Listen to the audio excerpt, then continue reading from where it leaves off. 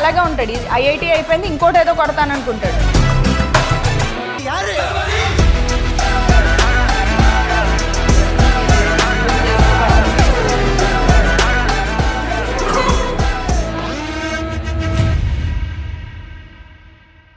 EWS మీ అందరికీ fee reimbursement రావాలంటే below 10,000 rank రావాలి.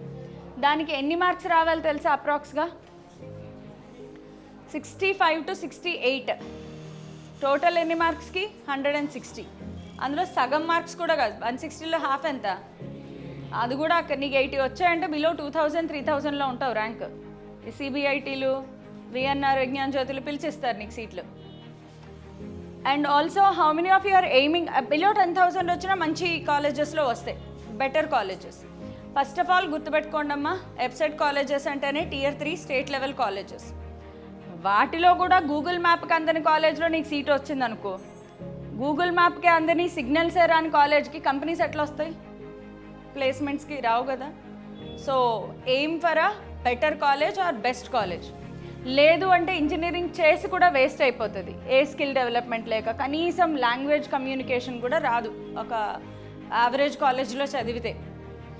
యావరేజ్ కాలేజ్లో పోనీ వచ్చినా మీ స్కిల్ డెవలప్మెంట్ మీద మీరు బాగా వర్క్ చేయాలి అంటే నీకు బాగా మోటివేషన్ ఉండాలి. ఆ కాలేజ్లో అలాంటి వాళ్ళే 10 మంది ఉంటే కష్టం మోటివేషన్ కూడా కదా. సో కొంచెం బెటర్ కాలేజ్కి ఎయిమ్ చేయండి.